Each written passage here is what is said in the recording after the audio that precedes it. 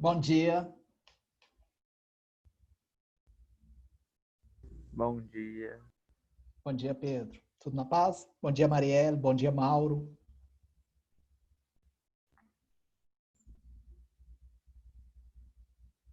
Lohane, bom dia.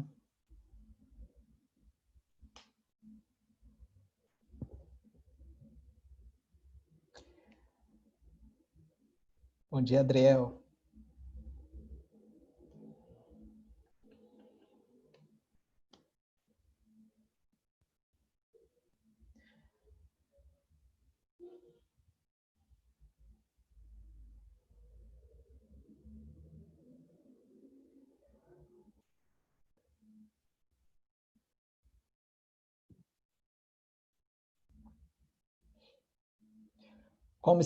Como está sendo o dia de vocês hoje? As aulas?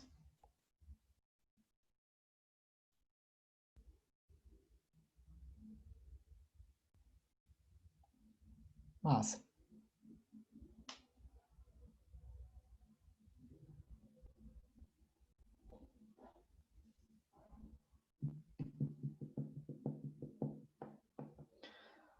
Hoje eu tenho muita coisa para falar e aí vou esperar só um minutinho. Em geral, eu espero 5 minutinhos. Estou ansioso para começar a dar aula. Bom dia, João Gabriel. Arican, talvez eu passe só uma lá pelo portal mesmo. Algum tipo de questionário. Bom dia, Letícia. Em que ele seja objetivo, vocês entram lá, ele fica aberto, vocês façam as pesquisas, trocam umas respostas. Bom dia, Francisco. Bom dia, Michelangelo. Vamos começar a aula, então. Um ótimo dia para vocês. Daqui a pouco a gente se vê na aula de Sociologia, e ela é bem interessante hoje. Eu não sei se o que eu tenho para falar eu falo na aula de História ou de Sociologia. Vou começar falando agora, porque depois eu não dou conta. A ansiedade é muito grande. Queria fazer 3 comentários sobre política e atualidades e dar uma dica para vocês. Já ouviram falar do método Cornell? Alguém usa o método Cornell de estudos?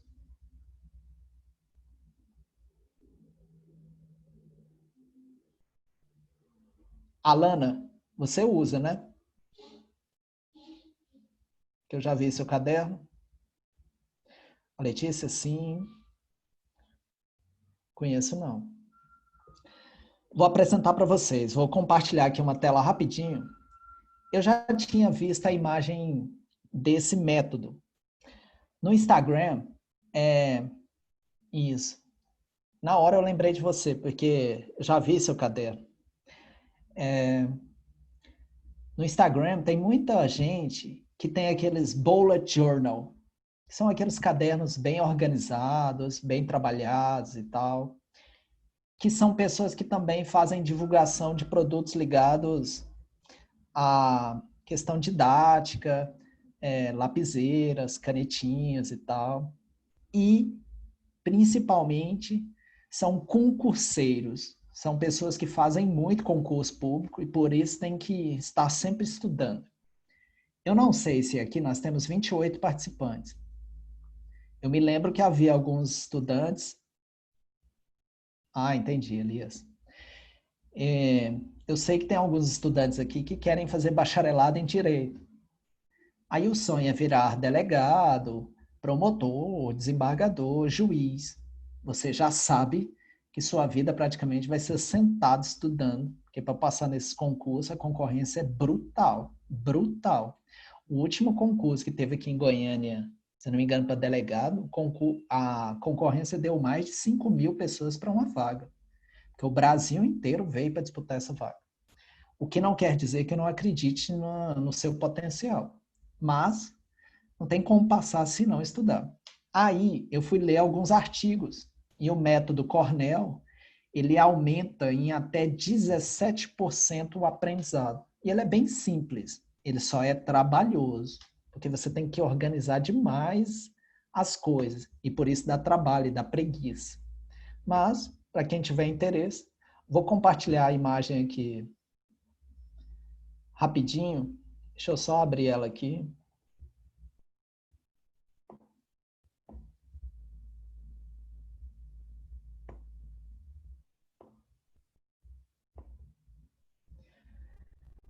Então, ela é bem simples. Depois vocês pesquisem método Cornell, ou no Pinterest, ou no YouTube, acha até no Instagram, no Google, fácil. Lá em cima, onde está método Cornell, que foi criada na Universidade Cornell, nos Estados Unidos, em 1940, por um professor, você coloca o título do conteúdo. No caso, Primeira Guerra Mundial. Embaixo, você coloca a data que você fez o estudo, só para organizar a sua cabeça. E você traça uma linha. Ele traça essas linhas, uma coluna mais fina de um lado e da outra maior. Essa mais fina vai ser chamada de revisão. Você vai colocar só tópicos, dicas, coisinhas mais simples. Você pode colocar até post-its nela. E do outro lado, as anotações. O que eu recomendo é que coloque o esquema, o roteiro da aula, como se fosse um fichamentozinho. E embaixo, um resumo com as suas palavras. Não precisa ser muito grande. E basicamente é isso. É fazer bem feitinho. E quando você faz bem feitinho, concentrado, ele surte efeito. Tranquilos? Bora para as duas reflexões, que eu quero propor 3 reflexões. Vocês me permitem?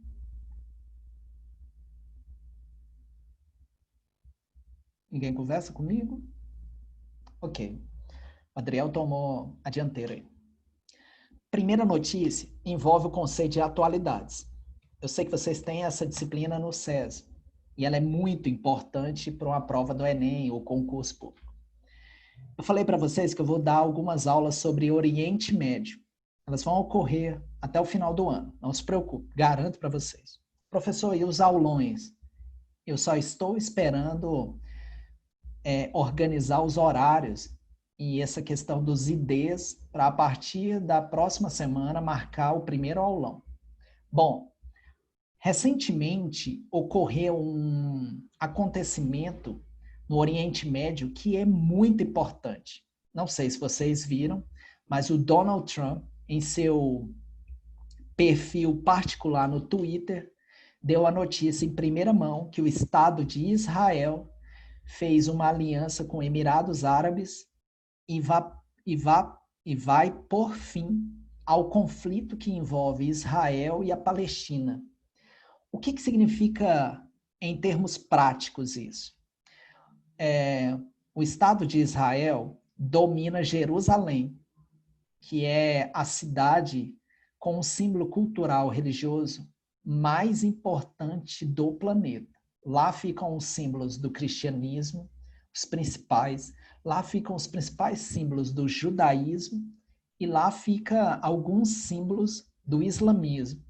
Tudo bem que Meca não fica lá. Meca fica na Arábia Saudita.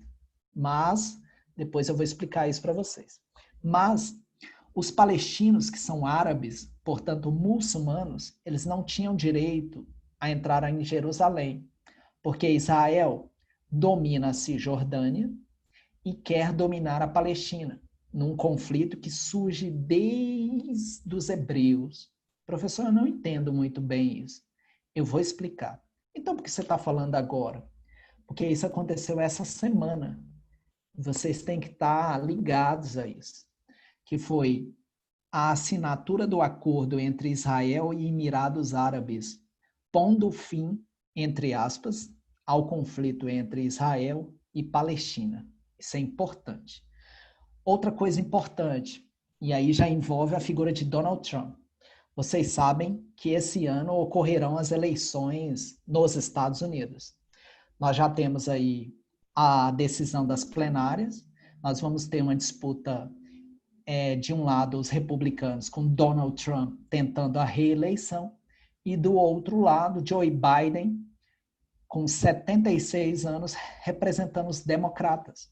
E essa semana, o Joe Biden, em sua conta particular no Twitter, anunciou a escolha da vice-presidente, que é uma mulher chamada Kamala Harris. Aqui que está o ponto importante. Por quê?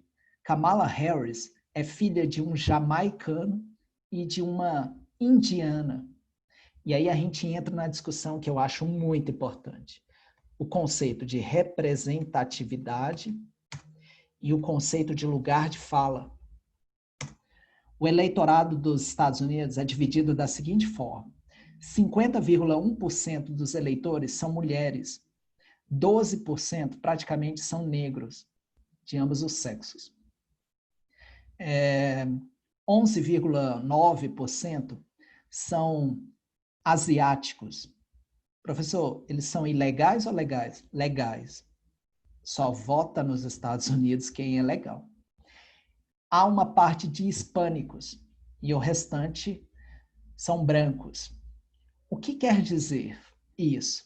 A representatividade feminina não se identifica no atual contexto de mudanças globais, de um mundo moderno, com presidentes que sejam brancos, héteros e homens. Professor, e o Barack Obama? Foi uma curva, foi um ponto fora da curva. Mas, na história dos Estados Unidos, nunca tínhamos tido uma vice-presidente que tivesse descendência, tanto que tivesse ligações maternas com asiáticos, no caso a Índia, quanto com pessoas negras, como o pai veio da Jamaica. E, nesse momento, após o assassinato de George Floyd em Minneapolis, Minnesota, em 23 de maio, nós temos nos Estados Unidos uma população que tem feito manifestações chamadas Black Lives Matter desde então. Então, a atacada, a jogada, a cartada de Joe Biden foi muito inteligente. E qual foi ela? Olha, para capturar os votos das mulheres, dos imigrantes, que são hispânicos ou asiáticos, e da população negra, principalmente progressista, eu vou colocar uma mulher. Lembrando que Kamala Harris não é de esquerda, ela é até tida como conservadora nos Estados Unidos, mas ela é muito carismática, fala muito bem, já gravou vários programas ensinando receitas, parecendo tipo a Ana Maria Braga da Globo. Então fica aí uma dica para vocês de atualidades, como o voto na Kamala Harris representa uma ideia de inclusão social. Lembrando que Joe Biden tem 76 anos. Caso o Partido Democrata vença as eleições no dia 6 de novembro, agora ao final do ano, quando chegar em 2024, que será a reeleição, ele estará com 80 anos. Portanto, muito provavelmente, quem será a candidata será a primeira mulher com um pai negro, com a mãe asiática da história dos Estados Unidos, o que é uma mudança, porque nós sabemos que os Estados Unidos são a maior potência econômica e militar do planeta. Tranquilo até agora?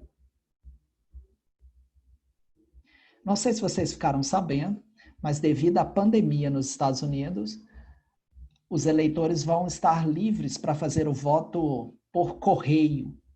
A eleição nos Estados Unidos será no dia 6 de novembro, mas a partir do dia 1 de setembro eles poderão votar por correio. O voto nos Estados Unidos é por cédula e não por urna eletrônica. O terceiro ponto e final é a pesquisa que saiu ontem na Folha de São Paulo, ou seja, uma notícia quentinha. Ela está sendo divulgada aí nas redes sociais, caso você tenha, e aí é difícil não ter. Dos índices de aprovação do atual presidente Jair Messias Bolsonaro. Ele está com uma aprovação a mais alta desde a sua vitória com tal índice de aprovação, ele seria reeleito em 2022, no primeiro turno. Quais as razões para ele estar com tamanha aprovação? O primeiro fator, sem sombra de dúvida, é o auxílio emergencial de R$600. Como é que a gente entende esse auxílio? Com um conceito que você aprendeu lá na República Velha. Professor, eu ainda não vi essa matéria com você. Nós vamos ver, mas você viu lá no ensino fundamental, que se chama populismo. Olha que ironia. O Lula fez isso com Bolsa Família. A Dilma fez isso com Bolsa Família. O Michel Temer fez isso com Bolsa Família. E agora o Bolsonaro, que criticou tanto isso, está fazendo com R$600. Segundo ponto, quando a pandemia começou, se você se lembrar, o atual presidente se colocou contra o fechamento e as quarentenas, incitando e estimulando as pessoas a romper, porque ele diz que é muito mais importante do que a saúde, a economia. Eu não vou entrar nessa discussão. E por que não? Porque eu sou uma pessoa que tem um trabalho público, então eu tenho o privilégio de poder ficar em casa. É um privilégio. Então seria hipocrisia da minha parte dizer que todo mundo tem que ficar em casa, quando na verdade as pessoas gostariam de ficar, mas não podem por necessidade. Então essa é uma discussão que eu não entro e respeito a opinião de cada um, porque eu só tenho que cuidar da minha vida. No entanto, analisando, rapidinho, Lucas, que eu leio sua pergunta. Analisando, quando ele falou que a população deveria voltar a se preocupar com a economia, os prefeitos e os governadores entraram com um mandato de segurança no Supremo Tribunal Federal, com medo do colapso do Sistema Único de Saúde, e conseguiram ganhar o direito de tomar as decisões. Então, os prefeitos e os governadores proporam lockdowns, quarentenas, fechamentos de comércio, e isso causou o aprofundamento da crise econômica.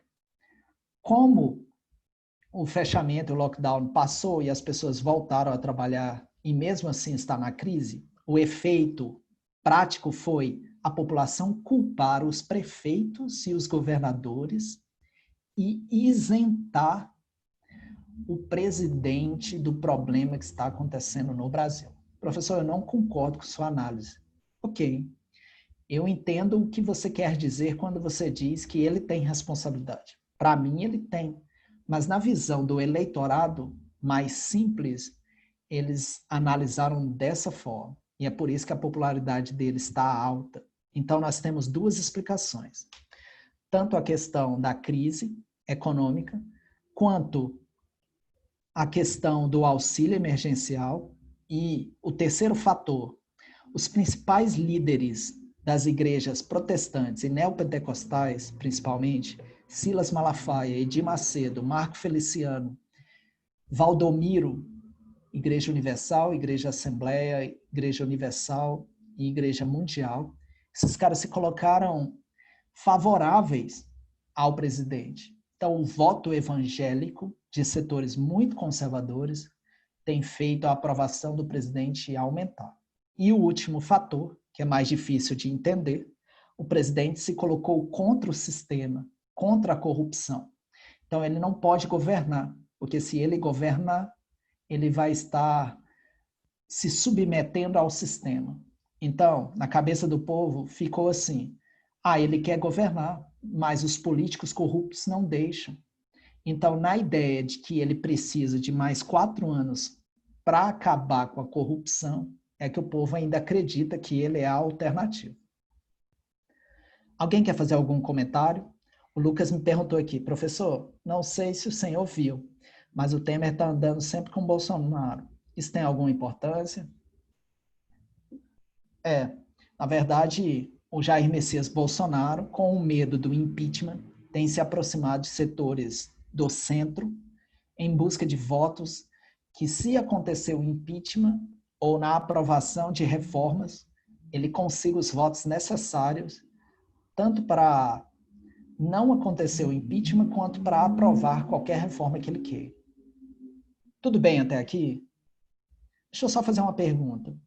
Esses 3 comentários que eu falei e essas dicas, vocês acham que eu devo continuar fazendo isso ou me concentrar apenas nas aulas?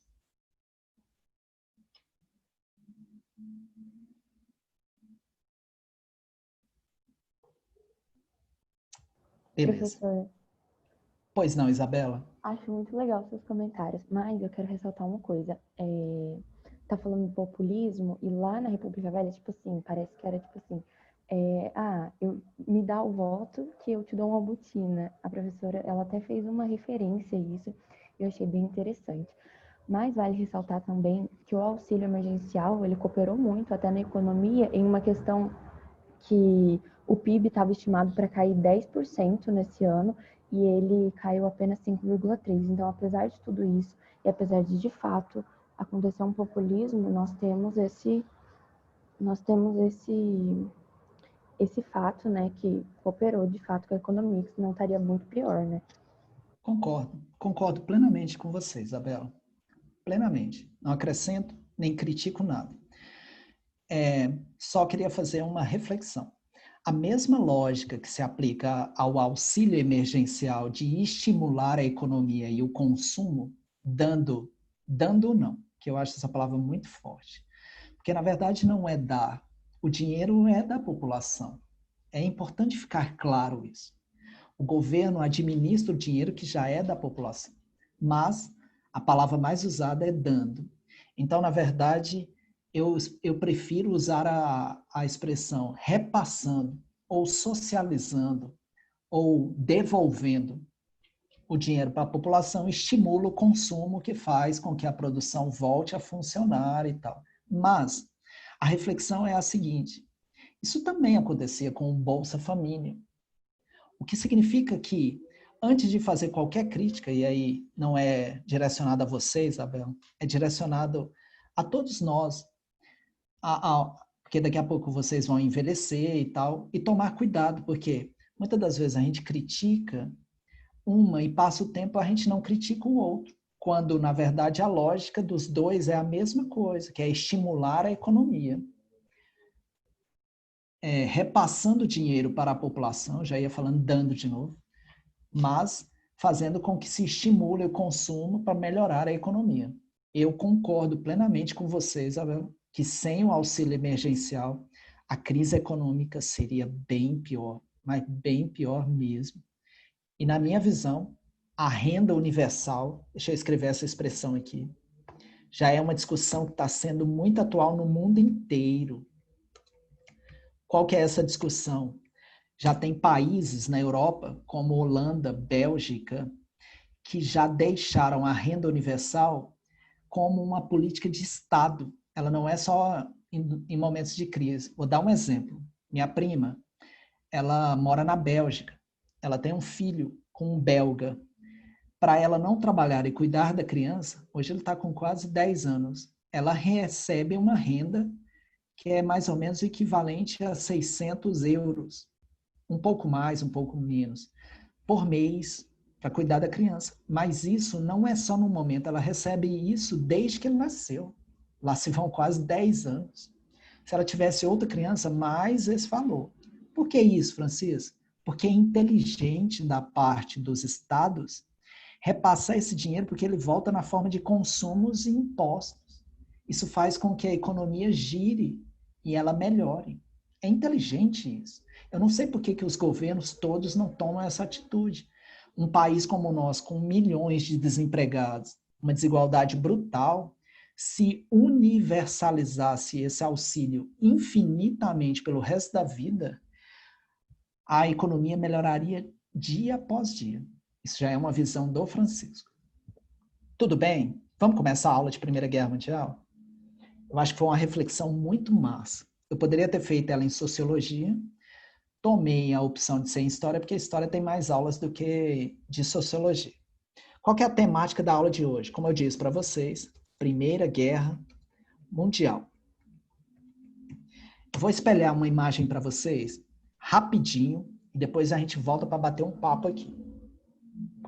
É a mesma imagem, mas eu vou passar ela para frente. Aqui nós temos um mapa da Europa. Nós temos as principais potências. Aqui já é o início da Primeira Guerra Mundial e a formação das alianças. Olha para esse mapa. Eu vou fazer uma pergunta e eu vou responder essa pergunta explicando. Como é que eu vou dividir as aulas de Primeira Guerra Mundial? Em 3 ou 4 aulas. 1 ou 2 aulas eu vou explicar as causas da Primeira Guerra Mundial. Que talvez seja a aula mais importante. Você entendeu as causas, o resto fica fácil. Depois outra aula para desenvolvimento. E uma aula para conclusão e o final. Quais foram as consequências da Primeira Guerra Mundial? O que eu pretendo explicar e responder para vocês hoje na próxima aula? As seguintes perguntas. Por que a França entrou na guerra? Por que a Alemanha entrou na guerra? Por que a Itália entrou na guerra? Por que a Áustria-Hungria entrou na guerra? Por que a Rússia entrou na guerra? Por que a Grã-Bretanha entrou na guerra? Outras perguntas. Por que a Grã-Bretanha se uniu à França e à Rússia? Por que a Alemanha fez uma aliança com a Áustria-Hungria e a Itália? A Itália aqui está em marrom, mas é porque ela sai e passa para o outro lado. Mas ela começou a guerra do outro lado. Temos de um lado a Tríplice Entente e a Tríplice Aliança. Depois eu vou explicar isso. Eu vou voltar agora para bater um papo com vocês.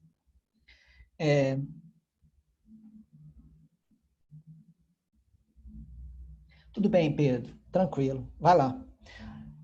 Como eu estava com a imagem aqui compartilhada, não deu para ver as perguntas. A Marielle me perguntou aqui.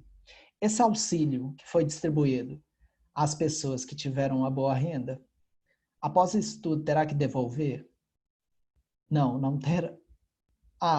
Você fala assim, as pessoas que não precisavam receber, pelo pouco que eu li, essas pessoas vão ter que devolver esse dinheiro, sim. E ocorreu isso demais. Mas, verdade seja dita, isso não é um problema do governo, isso é um problema de corrupção do indivíduo. Então, mesmo com todo o processo de fiscalização da Caixa Econômica, as pessoas ainda driblaram isso, e eu conheço muita gente que fez isso, não tem amizade próxima, mas conheço muita gente que não precisava e está recebendo disso. Não sei se vocês viram um artigo que saiu, acho que foi no Estadão, a quantidade de militares com altos salários que estavam recebendo isso. De jogadores, inclusive toda a família do Hulk, aquele jogador que está na China, que ganha milhões, estava recebendo. Quando ele ficou sabendo, ele ficou envergonhado. Ele falou assim, caramba, minha família não precisa disso. Só para dar um exemplo assim. Tudo bem, Marielle?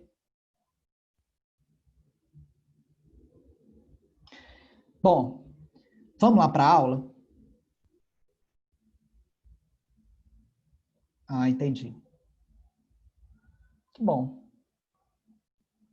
Eu ouvi que vai ser o mais rápido possível, que eles vão ter que devolver o dinheiro. Estava. O Império Turco-Otomano.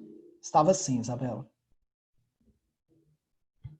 Mas ele não era o núcleo do conteúdo. Mas eu vou explicar por que ele estava. Vamos lá para a aula, então? Vamos começar com a França. Eu quero que você se concentre nessa imagem aqui. Pense em peças de dominós. Essa aula acaba 10h30.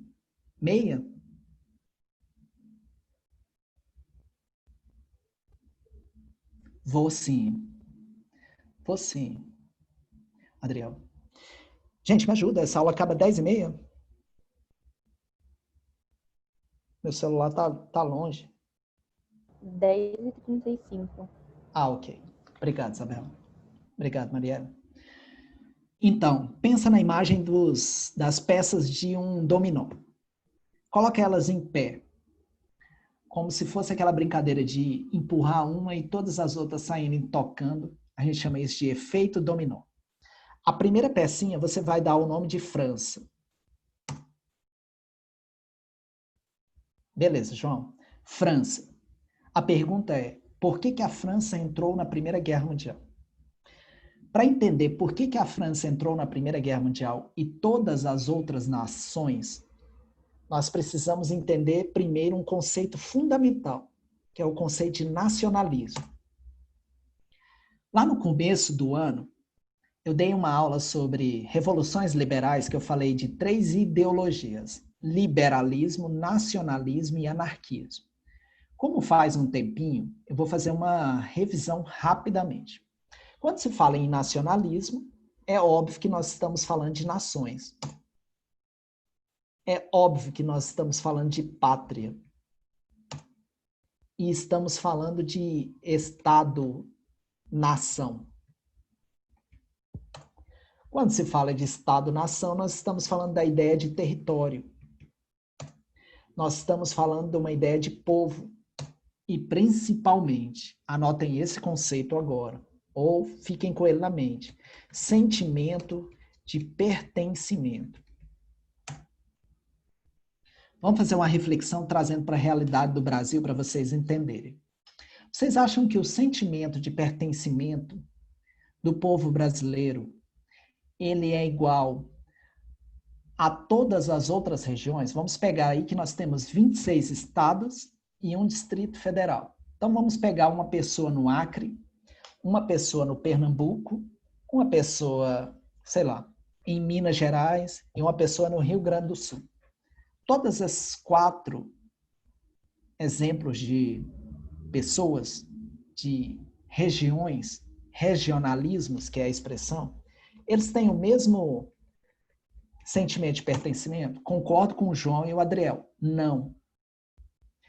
Essas pessoas se veem mais acreanas, mais pernambucanas, mais mineiras, mais gaúchas do que se veem brasileiras.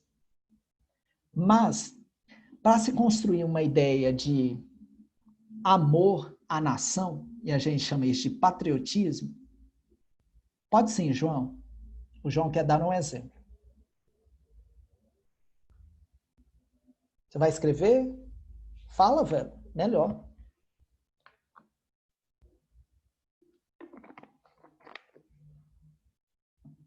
Deve estar escrevendo.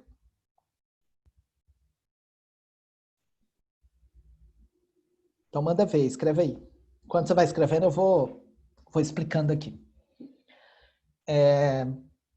Como é que nós fazemos para que um mesmo povo não valorize as diferenças, apague as diferenças e se sinta um único povo? É fundamental a participação do Estado. E, principalmente, uma educação gratuita, pública e universal. Não coloquei vírgula aí porque eu estou digitando rápido. Na França, na Alemanha, na Rússia menos, a Rússia é outro fator. Na Grã-Bretanha, na Itália, havia uma educação, pelo menos o começo de uma educação que fosse gratuita, pública e universal. A palavra de qualidade, a gente deixa para colocar ela depois. Porque nem sempre o que é universal e pública vem a expressão qualidade, né? Mas o fato é que, com a universalização da educação, é necessário as pessoas aprenderem primeiro uma língua. Então, começa-se a criar as línguas comuns. Na Argentina, no Chile, no Brasil, em vários países, eles têm uma língua universal. Então, cria-se o italiano, cria-se o francês, e isso é ensinado na escola. Mas para se aprender a língua, olha só a importância dessa disciplina. É importante entender a história. Mas não é qualquer história. É uma história de glórias e honras. Porque, se você estiver pensando comigo, uma história em que o povo se orgulhe dela é uma história em que o povo passe a amar o seu país.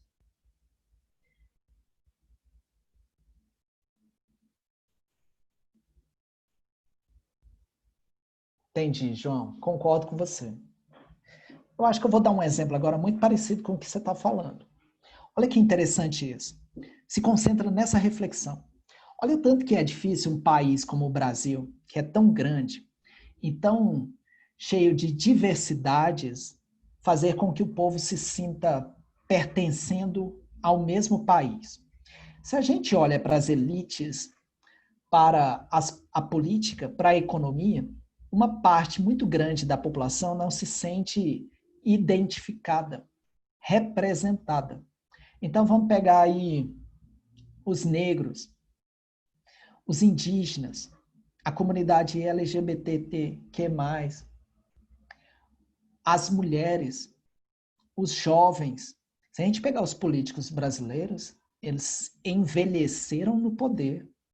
Se a gente pegar a representatividade negra, ela é pouca no Congresso, feminina é pouca, indígena é menor ainda, jovem é muito pouco. Nas últimas eleições que nós tivemos uma renovação.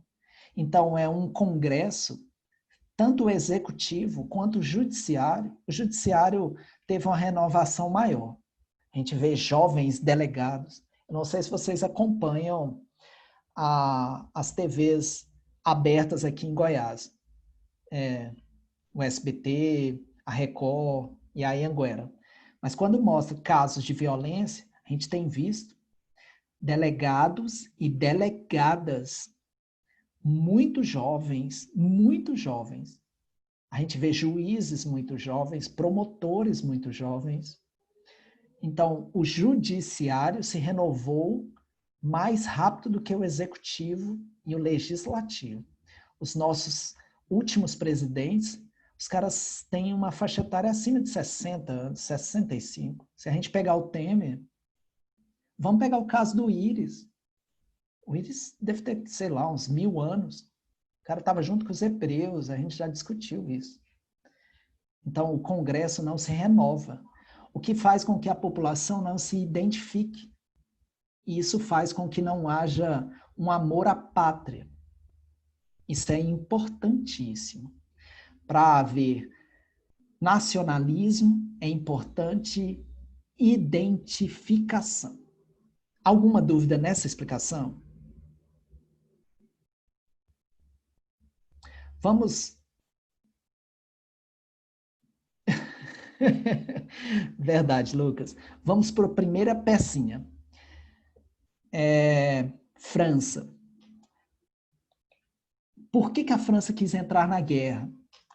Aí eu coloco outra reflexão. Às vezes a gente está vendo a questão do ponto de vista diferente. Nós estamos olhando pela questão do amor. Sabia que dá para desenvolver o nacionalismo não pelo amor à pátria, mas pelo ódio a outra pátria? Como assim, Francisco? Vamos pegar o exemplo do Brasil. Vamos imaginar que a seleção masculina de futebol esteja no auge. Acabou de ganhar uma Copa América, uma Copa do Mundo, esteja jogando fino da bola. Aí vai ter, sei lá, um amistoso contra a Argentina. E a Argentina também está jogando fino da bola. E aí a gente coloca num estádio como o Maracanã milhares de brasileiros. E as pessoas saem de todas as regiões. Não é porque as pessoas sentem amor ao Brasil, nesse caso, só quero fazer uma reflexão, que elas vão se dar as mãos, se abraçar e cantar o hino nacional juntas. Mas é porque foi atiçado, foi estimulado um ódio ao adversário tão grande que naquele momento as diferenças étnicas, raciais, religiosas, sociais desaparecem, ou melhor, são invisibilizadas e as pessoas se concentram no ódio ao outro. Ou seja, não importa se você é rico e eu sou pobre, o que importa é que o Brasil ganhe desse time aí, porque eu odeio a Argentina. Ganhar de qualquer outro time é bom, mas ganhar da Argentina é muito melhor. Então, a questão do ódio, ela conta muito. E a França tinha um ódio de guerra com relação à Alemanha. Qual a origem desse ódio? Um sentimento de revanche. É chamado isso de revanchismo francês. Francisco, a aula tá massa. Tá, falta 5 minutinhos, se concentra agora. O revanchismo francês surgiu numa guerra chamada Guerra Franco-Prussiana. Essa guerra ocorreu em 1870. Não, nesse caso não, João. Na verdade, foi o sobrinho de Napoleão, Luiz Napoleão Bonaparte, mas não o Napoleão. A Guerra Franco-Prussiana foi uma guerra que durou 1 ano. Professor, Prússia? Quem é a Prússia? A Prússia se tornaria quem? A Alemanha. Então, a Prússia é igual à Alemanha. Responde para mim rapidinho. Depois daquela última aula, no século XIX, quais eram os setores produtivos mais importantes na segunda Revolução Industrial? Se você está pensando química... Químico, siderúrgico e metalúrgico. Metalúrgico. Perfeito. Isso aí mesmo, Isabela. Estava aí, eu só te ajudei. Sabe quem tinha as maiores siderurgias e metalúrgicas do mundo? A Prússia. O primeiro-ministro da Prússia se chamava Otto von Bismarck. Esse cara era dono particular de uma multinacional, de uma transnacional, de um conglomerado que fazia dumping, que fazia cartel, que fazia holding e que fazia principalmente trust chamada Krupp. Se você estiver pensando comigo, qual que é as matérias-primas mais importantes para a química, para a metalurgia e para a siderurgia? Minérios de ferro e carvão. E onde tinha as maiores minas de carvão e ferro da Europa naquele momento? Na França. Exatamente na fronteira entre França e Alemanha. São chamadas de Alsácia e Lorena. São 2 regiões. Quando a Prússia percebeu que para ela se tornar uma potência, ela precisaria de minérios de ferro e carvão, ela vai iniciar por atritos de fronteira uma guerra com o governo da França. E a Prússia, que já era muito forte, vai vencer essa guerra e vai tomar essas 2 regiões. Agora, pense comigo para a aula terminar em alto nível.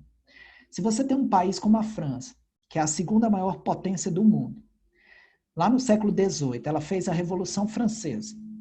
Foi ela a primeira a fazer o iluminismo. Ou seja, ela achava que ela era a nação mais inteligente, mais iluminada, mais avançada, com as ideias mais adiantadas do planeta. Ela, para vencer a Inglaterra na segunda Revolução Industrial, ela tinha tudo. Só faltava tempo. Mas foi-lhe tomado a sua principal chance de ultrapassar a Inglaterra, que era a principal potência, que eram as minas de ferro e carvão. O que isso vai gerar no país? Um sentimento de raiva e um ressentimento muito grande, que, se for canalizado, concentrado, isso acaba se tornando um sentimento de revanche, de desforra. Vamos dar um exemplo atual. Se nós tínhamos um ódio, entre aspas, para com os argentinos no esporte, esse ódio com a derrota do Brasil de 7-1 para a Alemanha acabou modificando, e hoje há muitos brasileiros e brasileiras que sonham com um jogo numa Copa do Mundo em que o Brasil devolva essa derrota. O orgulho foi ferido com essa derrota humilhante. Isso se chama vontade de revanche, de revanchismo. Então, eu finalmente terminei a explicação de França. Por que a França quis entrar na guerra? Porque o seu nacionalismo foi mexido, foi estimulado com uma paixão de um país que se achava uma potência, mas que tinha sofrido uma derrota. E para vencer novamente e se tornar uma potência econômica, ela precisava reaver as regiões da Alsácia e da Lorena e devolver essa derrota. Então, nós temos dois fatores principais: o nacionalismo e a questão econômica, que fizeram com que a França entrasse na Primeira Guerra. Por outro lado, a Prússia, a gente entende o sentimento de expansão e de querer ultrapassar a Inglaterra. Mas eu vou explicar a Prússia e a Alemanha, porque há outros elementos. Tranquilos até aqui?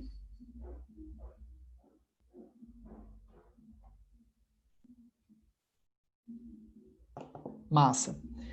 Eu vou ter que finalizar essa aula, porque ela é gravada, e daqui 3, 4 minutinhos a gente começa a aula de...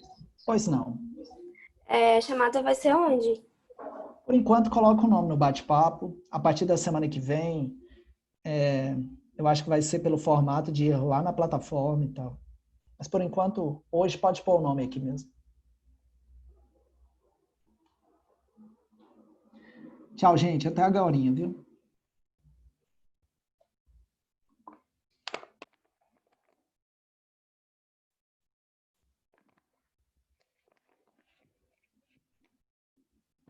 Sim, Adriel.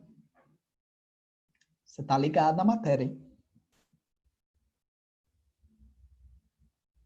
Tanto na Primeira quanto na Segunda Guerra, viu, Adriel? Mas eu vou explicar isso semana que vem.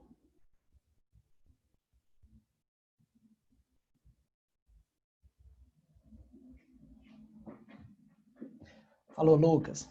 Até 3 minutinhos.